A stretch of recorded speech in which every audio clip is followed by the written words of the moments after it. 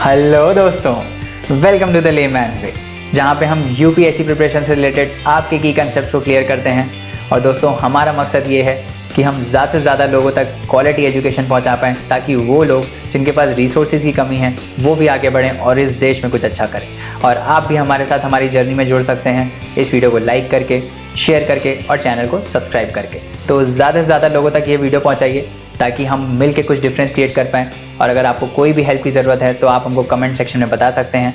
आपको free material और free courses जाके हमारी वेबसाइट पे मिल जाएंगे www.thelaymanway.com, और हमारे टेलीग्राम ग्रुप पे भी मिल जाएंगे, जहाँ पे हम डेली एमसीक्यूज़ और डेली मोटिवेशन लेके आते हैं ताकि आपकी मदद हम कर सकें यूपीएससी को क्लियर करने में। तो चलिए आज का लेक्चर स्टार्ट करते हैं और आगे बढ़ते हैं। Hey everyone, a very good evening to all of you and welcome back to the course. तो चलिए आगे अपना लेक्चर कंटिन्यू करते हैं आज का, और आगे क्वेश्चन डिस्कस करते हैं जिसमें हम 2020 के क्वेश्चंस को डिस्कस कर रहे हैं। तो let's move ahead and start with work in time today. तो ये एक और कंसेप्ट है जिस पे बहुत क्वेश्चंस आते हैं, हर साल क्वेश्चन आते हैं, मतलब ऐसा समझ लो आप, एक क्वेश्चन तो इसका आएगा ही आएगा, ऐसा है ना। तो और बहुत ही सिंपल भी होता है। तो लेट्स सी कि इसको इस टाइप के क्वेश्चन को हम कैसे करते हैं। तो जनरली इसमें क्या होता है ना, इस टाइप के क्वेश्चन में क्या होता है, आपको दिया रहता है कि एक बंदा है एक्स जो एक काम को 8 दिन में काम कर लेता है, एक बंदा वाई है जो उसी काम को 7 डेज़ में कर लेता है, लेट्स से एक बंदा जेड है जो उस काम को 10 डेज़ में कर लेता है ना। एंड फिर क्या होता है, फिर ये लोग बोल देते हैं कि अगर एक्स और वाई आपस में काम कर रहे होते हैं, है ना, तो वो उसी काम को लेट्स से 4 डेज़ में कंप्लीट कर लेते हैं। अगर वाई और जेड आपस में काम कर रहे होते हैं तो लेट्स से 3 डेज़ में कर लेते हैं। तो हमको ये बताओ कि एक्स और जेड अगर तीनों एक साथ काम करेंगे तो कितने डेज़ में पूरा काम कंप्लीट हो जाएगा। इस टाइप के क्वेश्चन इसमें आते हैं, ठीक है। तो इसमें एक सेट प्रोसीजर रहता है, एक सेट मेथड रहता है ना, उसको हम देखते हैं कि हम कैसे हम करते हैं उसको, ठीक है। तो let's understand the concept first. तो क्या होता है कि लेट अस कंसिडर कि एक आदमी एक्स है, ठीक है, दिस मैन इज एक्स, ठीक है। अब क्या है, हम उसको एक वॉल बनानी है ना। ये देखो वॉल बना रहे हैं यहाँ पे, है ना। तो ये जो मैन है एक्स, लेट्स से ये अकेले वॉल बना लेता है कुछ 8 डेज में, लेट्स से। तो बेसिकली क्या होता है ना, हम इसमें दो चीज़ें हैं, एक तो है वर्क और एक है टाइम का कंसेप्ट, ठीक है। तो वर्क मतलब ये इसको वॉल बनानी है, ठीक है। मैंने बोला इसको वॉल बनाओ, तो वॉल जब 100% कंप्लीट हो जाएगी, जब पूरी बन जाएगी, तो हम ये मानते हैं कि वर्क इज कंप्लीटेड, ठीक है। Work is completed. अगर वॉल इसने पूरी 100% बना दी तो वर्क इज कंप्लीटेड। अगर आधी बनाई तो 50% इज कंप्लीटेड। अगर 1/4 बनाई तो 25% इज कंप्लीटेड, ठीक है। तो इस टाइप से हम वर्क को डिफाइन करते हैं कि कितना काम हुआ है, ठीक है, और उसमें कितना टाइम लगा है। लेट्स से पूरी जो वॉल है ये वो 10 डेज में बना लेता है, ठीक है। लेट्स से ये 100% ऑफ द वॉल, मतलब पूरी वॉल ये 10 डेज में बना लेता है, तो उसको एक वॉल बनाने में 10 डेज लग रहा है। लेट्स से वो 50% ऑफ द वॉल ही बना पाता है, और वो let's say 50% of the wall let's say 7 days में बना लेता है, तो हम ये बोलेंगे कि वो 7 डेज में हाफ ऑफ द वर्क कर ले रहा है, 50% ऑफ द काम कर ले रहा है। लेट्स से वो सिर्फ 25% ऑफ द वॉल ही बना पाता है। ये परसेंटेज ऑफ द वॉल का मतलब ये है कि कितना काम उसने कंप्लीट किया है। इसको आप या तो परसेंटेज के टर्म्स में देखो तो ज़्यादा ईजी होता है विजुअलाइज करना, या फिर आप यूनिट में देख सकते हो, जैसे कि लेट्स से उसको काम करना है, उसको वॉल बनानी है। तो मैंने क्या किया, उसको वॉल बनानी है, तो मैंने बोला कि अगर वो 100%, मैंने आपको समझाया ना कि वो अगर 100% ऑफ द वॉल बना लेता है, मतलब पूरी वॉल बना लेता है, तो उसका काम कंप्लीट हो गया। अल्टरनेटिवली इसको ऐसे भी कर सकते हो कि अगर वो 1 unit of the work complete कर लेता है, 1 यूनिट मतलब 100% ऑफ द वर्क, या तो 100% ले लो, या फिर 100% करोगे तो क्या आएगा, 100/100 that is equal to 1, right. या फिर 1 यूनिट ऑफ वर्क, है ना, 1 यूनिट ऑफ वर्क अगर वो कर लेता है तो मतलब वर्क इज कंप्लीटेड। तो परसेंटेज के टर्म्स में 0 to 100% होता है ना, और वहीं यूनिट के टर्म्स में 0 to 1 यूनिट होता है, ठीक है। तो इस टाइप से भी आप कर सकते हो।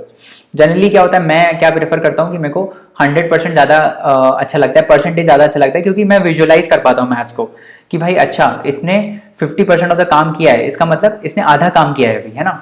अगर इसने 100% काम कर लिया है तो इसका मतलब इसने पूरा काम कर लिया है ना। तो मैं जनरली इसको ऐसे समझता हूँ क्योंकि ईजी होता है समझना।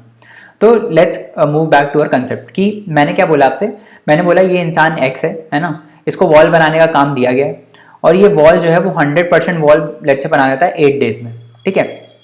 ये 100% ऑफ द वॉल बना लेता है 8 डेज में, ठीक है। फिर एक दूसरा बंदा है वाई, ठीक है।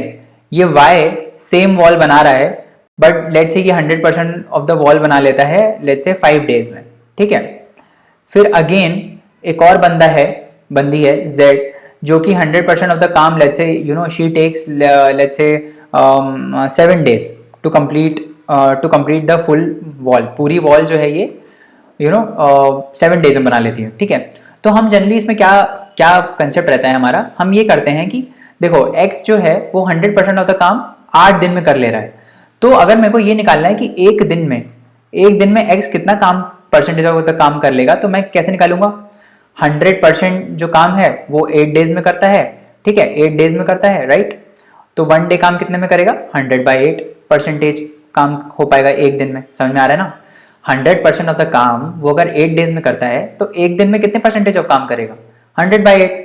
सिमिलरली यहाँ पे मैं निकालूंगा कि एक दिन में y कितना परसेंटेज ऑफ काम कर लेता है, दैट वुड बी 100/5, है ना।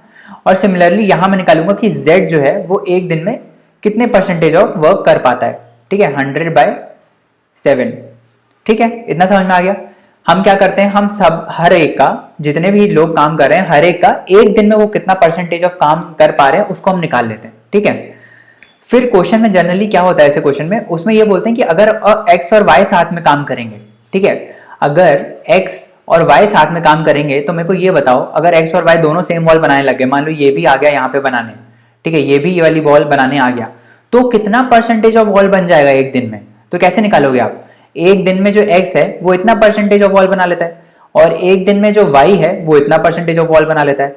तो अगर दोनों साथ में मिलकर काम करेंगे तो एक दिन में कितने परसेंटेज ऑफ काम हो जाएगा, 100/8 जो x करेगा प्लस 100/5 जो कि y करेगा। समझ में आ गया। अब सेम चीज अगर मैं पूछूं कि y और z अगर साथ में काम करें, तो कितने परसेंटेज ऑफ काम कंप्लीट होगा। तो y एक दिन में कितना परसेंटेज ऑफ काम कंप्लीट कर रहा है, 100/5, और z कितना कंप्लीट कर रहा है, 100/7। तो क्या हो जाएगा, 100/5 प्लस 100/7, इतना परसेंटेज ऑफ काम एक दिन में कंप्लीट हो जाएगा अगर y और z साथ में काम करेंगे। समझ में आ गया। अब देखो एक और कंसेप्ट देखो। अब क्वेश्चन इसमें क्या पूछा जाता है, क्वेश्चन इसमें ऐसे पूछा जाता है कि ये तीनों अगर काम कर रहे हो एक साथ तो कितने दिनों में total percentage of work complete हो जाएगा, ठीक है। तो हमने क्या देखा था, हमने ये देखा था कि एक दिन में जो x है वो 100/8% कंप्लीट कर लेता है ना। और एक दिन में जो y है वो कितना कंप्लीट करता है, 100/5 कर देता है, 100/5% कंप्लीट कर देता है। और एक दिन में ये जो z है वो 100/7% कंप्लीट कर लेता है। तो हमने ये देखा कि अगर ये दोनों साथ में काम करेंगे तो एक दिन में कितना हो जाएगा, 100/8 प्लस 100/5, क्योंकि दोनों अपनी अपनी एफिशिएंसी से काम करेंगे। अब मेरे को ये बताओ कि अगर मैं तीनों को एक साथ लगा दूं काम पे, ठीक है, अगर मैं ये लगा दूं कि x plus y plus z, अगर ये तीनों साथ में काम करेंगे तो कितना परसेंटेज ऑफ काम कंप्लीट हो जाएगा एक दिन में।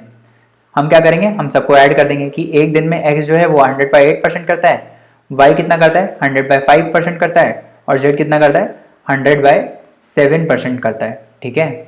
समझ में आ गया। तो इतना परसेंटेज ऑफ काम तीनों अगर मिलके काम करेंगे तो इतना परसेंटेज ऑफ काम एक दिन में कंप्लीट हो जाएगा। तो जनरली क्या होता है, क्वेश्चन में ऐसा दिया रहता है कि अगर x plus Y plus Z तीनों साथ में काम करते हैं तो वर्क कंप्लीट्स इन इतने डेज, ठीक है, और आपको कोई वेरिएबल फाइंड करना रहता है, ठीक है। इस टाइप के क्वेश्चन रहते हैं, बट बेसिक कंसेप्ट आपको समझ में आ गया। आपको करना क्या क्या है, आपको बस ये करना है कि एक दिन में ये कितना काम करता है, एक दिन में ये कितना काम करता है, एक दिन में ये कितने परसेंटेज ऑफ काम करता है, ठीक है। ये जो आ जाता है, ये जो आ रहा है ना, this is similar as speed of work, कितना स्पीड में ये काम कर पा रहा है, ठीक है, सिमिलर एज दैट। तो अब क्या करते हैं, अब हम ये बॉब द बिल्डर आ गए, बोले जल्दी जल्दी बनाओ भाई, है ना, x plus Y plus Z को तीनों को हम साथ में लगाएंगे और तीनों से हम काम करवाएंगे, है ना। तो तीनों का काम आपको निकालना है। तो हम क्या करते हैं, हम पीछे वाले क्वेश्चन पे जाते हैं। पीछे वाला क्वेश्चन क्या था, पीछे वाला क्वेश्चन देखते हैं क्या है। अब इस क्वेश्चन के थ्रू देखते हैं तो ज्यादा समझ में आएगा। अब इसमें क्या बोल रहा है, इसमें बोल रहा है a person x can complete 20% of the work in 8 days, ठीक है। Another person y can complete 25% of the work, same work in 6 days, ठीक है। If they work together in how many days will 40% of the work be done, ठीक है। तो क्या बोल रहा है क्वेश्चन में, अगेन देख लेते हैं क्या बोल रहा है। फिर से पीछे जाते हैं, इसको हम ऐसे कर देते हैं, फिर से पीछे जाते हैं। तो ये x है ना, ये x था हमारा। हमने अब इसमें क्वेश्चन में क्या बोल रहा है कि x जो है वो 20% ऑफ द वॉल बना लेता है, 20% ऑफ द वॉल बना लेता है कितने में? 8 डेज में, ठीक है, 8 डेज में बना लेता है ये। और ये जो y है, ये जो y है, ठीक है, ये 25% ऑफ द वॉल बना लेता है, सेम वॉल बना लेता है 25% ऑफ द वॉल कितने दिन में? कितना कितना लिखा है? 25% ऑफ द वॉल बना लेता है 6 डेज में, ठीक है, समझ में आया? 6 डेज में बना लेता है। तो अगर ये दोनों साथ में काम करेंगे, अगर x और y साथ में काम करेंगे, तो कितने दिन में कितना परसेंट काम कंप्लीट करना है? 40% ऑफ द काम, 40% ऑफ द वर्क कितने दिन में हो पाएगा? तो कैसे करेंगे? मैंने आपको क्या बताया था? मैंने आपको बताया था कि 20% ऑफ द काम अगर 8 दिन में हो पा रहा है, तो एक दिन में कितना काम हो पाएगा? एक दिन में 20/8% ऑफ वर्क हो पाएगा, ठीक है। जनरली ये परसेंटेज दिया रहता है, मैंने आपको 100% से समझाया था क्योंकि मेरे को कंसेप्ट की क्लैरिटी देनी थी, बट आपको कंसेप्ट समझ में आ गया होगा अभी कि क्या कंसेप्ट है, कि भाई वो 20% ऑफ द वॉल बना पाता है 8 दिन में, तो एक दिन में कितना परसेंटेज ऑफ वॉल बना पाएगा? 20/8। सिमिलरली y जो है वो 25% ऑफ द वॉल बना पाता है 6 डेज में, राइट? तो एक दिन में ये कितना बना पाएगा? 25/6% ऑफ वॉल बना पाएगा, ठीक है। अब मैं अगर x और y को साथ में लगा दूं, अगर मैं x और y को साथ पे काम पे लगा दूं सेम वॉल पे, तो कितने परसेंटेज ऑफ काम हो पाएगा? जितना परसेंटेज ये करेगा और जितना परसेंटेज ये करेगा, दोनों को हम ऐड कर देंगे, कितना होगा? 20/8 प्लस 25/6, ठीक है, समझ में आया? अब हम इसको देख लेते हैं कितना आ रहा है ये। तो 8 और 6 का एलसीएम लेते हैं। 8 और 6 का एलसीएम क्या आएगा? 2 4 8, 2 3 6, है ना। अगेन यहाँ पे 2, फिर 2 4 आ जाएगा और फिर 3 आ जाएगा, तो 12 × 2 24 आ जाएगा ये, है ना। कितना आ गया ये? 24। 8 3 24, कितना आएगा? 60 प्लस 6 4 24 एंड 25 × 4 इज 100, है ना, तो यहाँ पे 100 आ जाएगा, करेक्ट। फिर ये कितना आ जाएगा? 160/24, है ना। अब ये डिवाइड भी हो जाएगा, ठीक है। 8 3 24, 8 2 16, है ना, 20/3, ठीक है। तो अगर रुको, अगर मैंने क्या बोला? अगर x और y साथ में काम करेंगे तो एक दिन में 20 बाय कितना परसेंटेज ऑफ कंप्लीट हो जाएगा? 20/3%, है ना।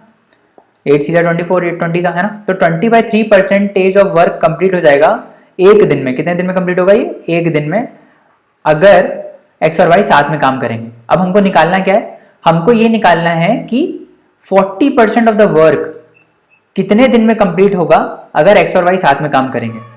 सिमिलर चीज है, 20/3% कितने दिन में कंप्लीट हो रहा है? 1 डे में, तो 1% कितने दिन में कंप्लीट हो जाएगा? 1/20/3, करेक्ट, सही है ना। ये नीचे आ गया, 1% कितने दिन में कंप्लीट होगा? 1/20/3। और अगेन 40% कितने दिन में कंप्लीट हो जाएगा? 40/20/3 ऊपर चला जाएगा, है ना। ये गया यहाँ से, कितना आया? 2 आया, कितने आ गया? 6 डेज। तो अगर दोनों साथ में मिलकर काम करेंगे, x और y दोनों, अगर x और y साथ में मिलकर काम करेंगे तो कितने दिन में ये टोटल काम 40% ऑफ द वर्क कंप्लीट हो जाएगा? 6 डेज में। समझ में आया कैसे आया? सिंपल था ना। कंसेप्ट समझ में आया कि नहीं? कंसेप्ट समझना बहुत जरूरी है, ठीक है। तो आंसर क्या हो गया इसमें? इट वुड बी 6 डेज, ठीक है, समझ में आया। चलो आगे बढ़ते हैं। I guess work and time का कुछ आपको कंसेप्ट समझ में आ गया होगा, है ना। चलो आगे बढ़ते हैं अभी। अब ये वाला क्वेश्चन देखते हैं। क्या बोल रहा है ये? What is the largest number among the following? इसमें से, इन ये ऑप्शंस में से लार्जेस्ट नंबर कौन सा है? बहुत ही सिंपल क्वेश्चन है। इसमें क्या कंसेप्ट यूज होगा कि अगर 1/a⁴m है, ठीक है, इसको हम कैसे लिख सकते हैं? a⁻−m, ठीक है, समझ में आ रहा है ना। 1/a⁴m is equal to a⁻−m। तो अगर हमको ऑप्शन कैसे दिए हुए हैं? हमको ऐसे ऑप्शन दिए हुए हैं, तो हमको क्या करना पड़ेगा? इसमें एक्चुअल में नंबर निकालने के लिए हमको इन सब का रेसिप्रोकल करना पड़ेगा। तो रेसिप्रोकल करोगे तो क्या आएगा? ये 2⁶ आ जाएगा, है ना, ये 4⁻³ आ जाएगा, ये क्या आएगा? 3⁻4 आ जाएगा, और ये क्या आएगा? 6⁻² आ जाएगा। तो अब कौन सबसे बड़ा है? ये क्या हो जाएगा? ये तो इट इज सिमिलर एज 2⁶, तो ये दोनों तो हो ही नहीं सकते, तो ये दोनों हट गए। 3⁻4 है, और यहाँ पे क्या है? 3⁻4 क्या होता है? 3 3 9, 3 9 9 81, राइट। और ये क्या है? 36। तो कौन सबसे बड़ा हो गया? सी सबसे बड़ा हो गया, है ना। समझ में आया? कौन सबसे बड़ा हो गया? सी सबसे बड़ा हो गया, तो सिंपल क्वेश्चन है ये, है ना। आगे बढ़ते हैं। Fill the series. अब देखो जो भी ऐसे क्वेश्चन आते हैं ना पेपर में, तो ऐसे टाइप के जो ABCD से रिलेटेड होते हैं, कोई पैटर्न होता है, ऐसे 2-3 क्वेश्चन होते हैं।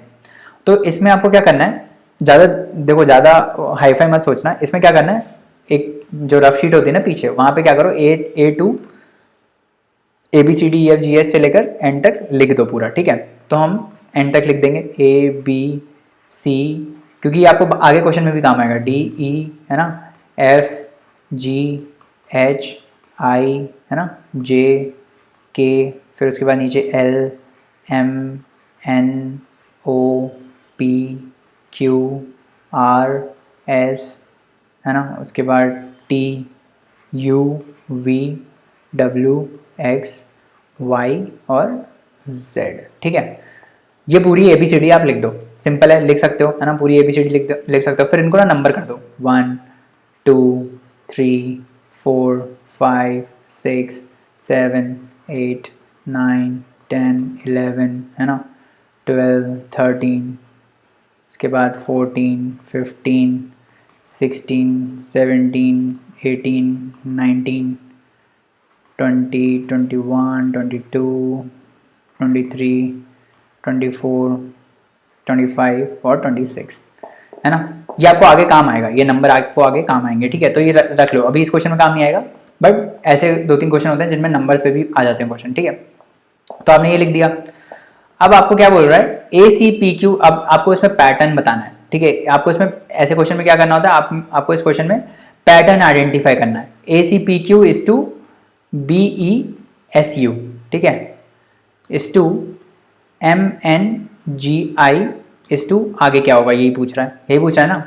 तो पहले हम ये देखते हैं, ACPQ, ठीक है, ACP और Q है, तो कोई पैटर्न इसमें है नहीं अभी, है ना। पहले हम ये देख लेते हैं, यहाँ पे A है, यहाँ पे B है, ठीक है, समझ आया। यहाँ पे A है, यहाँ पे B है, ठीक है। यहाँ पे M है, तो आगे क्या होगा, N होगा, ठीक है, समझ में आया। N होगा तो N तो सब में है, ठीक है, N सब में है, चलो ठीक है। यहाँ पे C है, यहाँ पे क्या है, E है, तो ये रहा C और ये रहा E, ओके, ठीक है। उसके बाद क्या है, यहाँ पे P है और यहाँ पे S है। P कहाँ है, P मार्क करो, P ये है, S ये है, ठीक है, ठीक है। फिर उसके बाद क्या है, Q है और U है, तो Q कहाँ है, Q ये है, और U कहाँ है, U ये है। अब अगर आप देखोगे ना तो आपको पता चलेगा C और E में एक लेटर का डिफरेंस है, ठीक है, एक लेटर का डिफरेंस आ रहा है C और E में। P और S में कितने लेटर का डिफरेंस है, 2 लेटर का डिफरेंस है, Q और R का, ठीक है। फिर Q और U में कितने लेटर का डिफरेंस है, R, S और T का 3 लेटर का डिफरेंस है। तो ये पैटर्न दिख रहा है, पहले A और B में कोई भी लेटर का डिफरेंस नहीं था, ठीक है, A और B अगल बगल थे, कोई भी लेटर का डिफरेंस नहीं था। फिर C और E में एक लेटर का डिफरेंस है, P और S में 2 लेटर का डिफरेंस है, Q और U में 3 लेटर का डिफरेंस है। तो ये पैटर्न है जो एक पैटर्न आ रहा है ना। तो वैसे ही हम इसमें कर देंगे। अब M के बाद क्या आएगा, M और N में कोई लेटर का डिफरेंस नहीं होगा, तो M और N आ गया, ठीक है, हम लिख लेते हैं यहाँ पे N। उसके बाद N और N के बाद क्या होगा, N के बाद जो लेटर आएगा उसमें एक लेटर का डिफरेंस होगा, तो O का हम डिफरेंस कर देंगे यहाँ पे, तो क्या आ जाएगा, P आ जाएगा। उसके बाद ये जो तीसरा है G के 3 लेटर बाद कौन सा लेटर आ रहा है, G के 3 लेटर बाद 1 2 3, है ना, 3 का डिफरेंस था ना Q और U में, तो क्या आ जाएगा N, एक मिनट वो, just a minute, P, A के बाद B आया, M के बाद N आ गया, है ना, C के बाद E आया, तो एक लेटर छूटा था यहाँ पे, तो यहाँ पे हमने O को छोड़ दिया, P आ गया। उसके बाद P और S में 2 लेटर का डिफरेंस है, सॉरी, P और S में 2 लेटर का डिफरेंस है, तो G के बाद 2 लेटर का डिफरेंस हम करेंगे। G के बाद 2 लेटर का डिफरेंस क्या आता है, J आता है ना, J आता है, तो क्या आ गया, NPJ, है ना। उसके बाद क्या है, उसके बाद Q और U में 3 लेटर का डिफरेंस था, तो वैसे ही I और 3 लेटर का डिफरेंस आगे करो, I के बाद 3 लेटर छोड़ो, J, K और L, तो क्या बच गया, M बच गया, है ना। तो आंसर क्या हो गया, NPJM, आंसर क्या हो गया, NPJM, समझ में आया। अब इसको हम मिटाएंगे नहीं, ठीक है, अब हमने कर लिया वो, है ना। अब देखो अगला क्वेश्चन आ गया, सिमिलर पैटर्न पे आ गया। सिमिलर पैटर्न पे क्या आया, A to Z are numbered from 1 to 26, मैंने आपको नंबरिंग कराई थी ना वहाँ पे, तो ये अभी किस में काम आ जाएगा। If GHI is equal to 1578 and DEF is equal to 912, then what is A B C equal to, तो आप देखो देखो क्या है जी, क्या है, व्हाट इज जी, यहाँ पे जी जब हमने मार्क किया था what was G, G was 7 है ना, तो हम मार्क कर लेते हैं, रुक जाओ हम यहाँ पे लिख लेते हैं जी इज 7, उसमें क्या बोल रहा है जी एच आई है ना, जी एच आई इज 1578, तो यहाँ हम लिख लेते हैं, एक मिनट रुक जाओ, अरे यार कहाँ चले गए ये, जस्ट अ मिनट, हाँ क्या बोल रहा है जी एच आई इज 1578 है ना, और दूसरा क्या बोल रहा था, दूसरे से बोला डी ई एफ इज 912, ठीक है, तो हम लिख लेते हैं डी ई एफ इज 912। अब हम क्या करते हैं, जो हमने नंबरिंग की है ना पीछे, उस नंबरिंग को हम लिख देंगे, जी एच आई लिखा है हमने, जी इज 789, ठीक है, तो एच इज 8 और जी एच आई इज 9, समझ में आ गया, जी एच आई इज 789, ठीक है। डी ई एफ क्या है, what is D, A B C D आता है, तो डी ई एफ क्या हो जाएगा, डी ई और एफ है ना, D is 4, E is 5, F is 6। तो अब देखो एक्चुअली में जो नंबरिंग है, एक्चुअली में जो ए बी सी डी में नंबरिंग है उसके हिसाब से जी एच आई कितना है, जी एच आई 789 है ना, और डी ई एफ कितना है, डी ई एफ इज 456 है ना, जो एक्चुअल नंबरिंग है। अब जो हमको क्वेश्चन में दिया गया वो क्या है, उसमें है 1578, तो 1578 क्या है, इसमें अगर आप 2 से मल्टीप्लाई करोगे तो 1578 आ जाएगा, देखो करो करके देखो, आ रहा है 1578, इसमें 456 में 2 को मल्टीप्लाई करोगे तो क्या आ जाएगा 912 आ जाएगा। ये पैटर्न आपको देखना पड़ेगा वहाँ पे, आपको देखो आपने जब नंबर लिख लिए, इसकी नंबरिंग लिख लिए, तो आपको पता चल गया यार ये तो 789 है, कुछ आधा जैसा दिख रहा है, तो आप 2 से डिवाइड करके देखो कि क्या 2 से डिवाइड करके आ रहा है, ठीक है।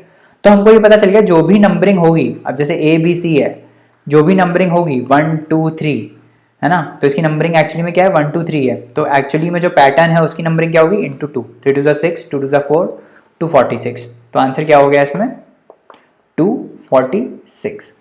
समझ में आया। इस टाइप से ए बी सी डी वाले जो क्वेश्चंस होते हैं अल्फाबेट वाले, उनको किया जाता है, ठीक है। उसके बाद आगे बढ़ते हैं और प्रॉफिट एंड लॉस के बारे में बात करते हैं, ठीक है। तो पहला क्वेश्चन क्या है, पहला क्या बोल रहा है, 3 स्टेटमेंट है और फिर बता रहा है कि इसमें पूछ रहा है कि कौन सा बेस्ट ऑप्शन है, ठीक है, कौन सा, जस्ट अ मिनट, कौन सा बेस्ट ऑप्शन है, ठीक है, एक मिनट। तो देखो क्या बोल रहा है, a shop owner offers a following discount option on an article to a customer, ठीक है। तो अभी क्या कर रहा है, सक्सेसिव डिस्काउंट दे रहा है ये 10% का, 20% का, और फिर उसके ऊपर सर्विस टैक्स लगेगा 10% का, ठीक है। ऐसे 3 स्टेटमेंट है, अब हम एक एक करके देखेंगे कि स्टेटमेंट का मतलब क्या है, ठीक है। स्टेटमेंट का मतलब देखें तो क्या बोल रहा है, जैसे मिनट, क्या बोल रहा है ये, मान लो कोई सेलिंग प्राइस, मान लो कोई चॉकलेट है, ठीक है, कोई आप रिटेलर के पास जाते हो, आप दुकानदार के पास जाते हो, आप बोलते हो एक डेयरी मिल्क का चॉकलेट दे दो, डेयरी मिल्क का चॉकलेट 100 रुपये का है, सिल्क वाला है ना, तो दुकानदार की कोई स्कीम चल रही है, दुकानदार क्या बोलता है आपको 100 रुपये का है ये, ठीक है, this is my selling price, this is 100 rupees of chocolate. मैं क्या कर रहा हूँ, आपको 10% डिस्काउंट दे रहा हूँ, पहले इस पर मैं इस पर आपको 10% डिस्काउंट दे रहा हूँ, ठीक है। तो कितना हो गया 10% डिस्काउंट देने के बाद, कितना हो गया 90 रुपये हो गया है ना। फिर वो बोलता है और मैं 20% डिस्काउंट दे रहा हूँ, मतलब 90% पे, 90 रुपये पे और 20% डिस्काउंट, 90 रुपये पे और 20% डिस्काउंट, ठीक है। तो माइनस करेंगे 20% ऑफ 90 हम माइनस करेंगे, तो कितना आ गया 72 रुपीज़ है ना, यही है ना 72 रुपीज़। फिर क्या बोल रहे हैं, अब जो ये 72 रुपीज़ आया, ठीक है, इसमें आप 10% सर्विस टैक्स पे कर दो मेरे को, ठीक है। इसमें क्या करो, जस्ट अ मिनट, सॉरी, इसमें आप क्या करो, इसमें आप 10% सर्विस टैक्स पे कर दो, ठीक है। तो 10% आप सर्विस टैक्स पे करोगे तो कितना होगा 7.2 रुपीज़, ये 10 नहीं है, ये 72 रुपीज़ है, तो 7.2 रुपीज़ कितना आया 79.2 रुपीज़, ठीक है। तो पहले केस में कितना आ गया 79.2 रुपीज़, ठीक है, समझ में आ गया। अब दूसरा देखें, इसको इरेज करके दूसरा देखें, हम देखते हैं इरेज करके इसको, ठीक है, इरेज करके इसको हम दूसरा देख लेते हैं एक बार, रुक जाओ, इससे अच्छा तो यही कर लेते, रुको, हाँ जस्ट अ मिनट। तो यहाँ पे क्या आया था, यहाँ पे 79.2 आया था, याद रखना, ठीक है, 79.2 आया था। अब दूसरा देखते हैं, दूसरे में क्या बोल रहा है, सक्सेसिव डिस्काउंट्स ऑफ 20% एंड 10%, तो 100 रुपीज़ था। वो बोला अब मैं आपको 20% डिस्काउंट दे रहा हूँ उस पर। 20% ऑफ द डिस्काउंट कितना हो गया, 20 रुपये माइनस कर दो, 80 रुपीज़ हो गया। फिर वो क्या बोला कि 80 में से 10% और मैं डिस्काउंट दे रहा हूँ आपको, ठीक है। तो इसमें से आप क्या करोगे, 80 रुपये 8 रुपये माइनस करोगे, कितना आ गया, 72 रुपीज़ आ गया। 72 रुपीज़ आ गया, ठीक है, 72 रुपीज़ आ गया। अब फिर क्या बोल रहा है, अब इस 72 पे मैं 10% टैक्स लगाऊंगा, ठीक है। तो सिमिलर हो गया, जो पहले आया था वैसा ही हो गया, है ना, 79.2 आ गया, वैसे ही आ गया, ठीक है। तो इसमें भी वही सेम आ गया, पहले वाले में जितना आया वो दूसरे वाले में भी आ गया, ठीक है। अब तीसरा देखते हैं। अब वो क्या बोल रहा है कि आप पहले 10% टैक्स पे कर दो, ठीक है। तो आप अगर 10% टैक्स पहले पे करोगे तो इसमें 10% जुड़ेगा, है ना। कितना प्राइस हो गया, 110 रुपये हो गया। अब वो क्या बोल रहा है, अब इस 110 के बाद मैं आपको सक्सेसिव डिस्काउंट दूंगा, मतलब 110 के बाद what I will do is I will pay you a discount of 20% on this 110, ठीक है।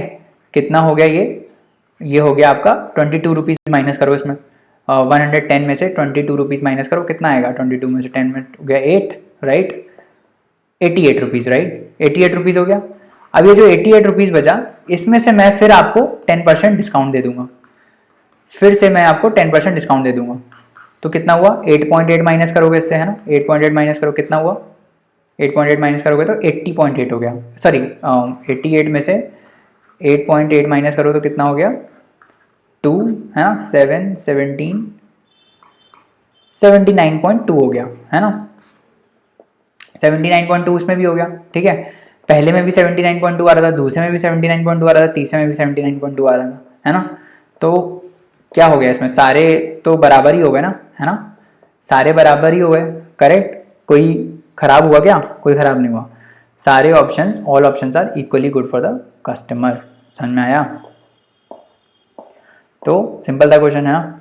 अब ये फॉर्मूलेज देख लो थोड़े कि भाई अगर ये इंसान को प्रॉफिट हो रहा है अगर, है ना, तो प्रॉफिट क्या होता है, selling price minus cost price, और लॉस क्या होता है, cost price minus selling price, ठीक है। कॉस्ट प्राइस ज़्यादा होता है, लॉस कब होता है, लॉस तभी होता है ना जितने में आपने खरीदा, आप कितने में खरीदते हो, आप कॉस्ट प्राइस में खरीदते हो, और आपने बेचा कितने में, सेलिंग प्राइस में। मैं रिटेलर की बात कर रहा हूँ, जो शॉप ओनर है, अगर वो खरीदता सीपी में है और बेचता एसपी में है, तो अगर सेलिंग प्राइस कम है सीपी से तभी लॉस होगा। तो लॉस कैसे कैलकुलेट करते हैं, सीपी माइनस एसपी, और अगर वो ज़्यादा में बेचा है तो उसको प्रॉफिट हुआ है, then profit is SP minus CP. समझ में आ गया। प्रॉफिट परसेंटेज क्या है, profit by cost price into 100, loss percentage क्या है, loss by cost price into 100। ये मैंने जो आपको फॉर्मूला शीट शेयर करी है ना, उसमें भी एक बार देख लेना, ठीक है, उसमें से आपको काफ़ी आइडिया पता लग जाएगा, ठीक है। चलो ऐसा करते हैं, बाकी सिमिलर कंसेप्ट पे है ना। आप खुद से थोड़े क्वेश्चन प्रैक्टिस करना प्रॉफिट एंड लॉस के, है ना। वर्कशीट तो आपको मेल हो जाएगी, मैंने एक वर्कशीट बना दी है, तो आई मेल दैट, है ना। तो बाकी अगले लेक्चर में मिलते हैं, अगले लेक्चर में पढ़ेंगे, है ना। चलो।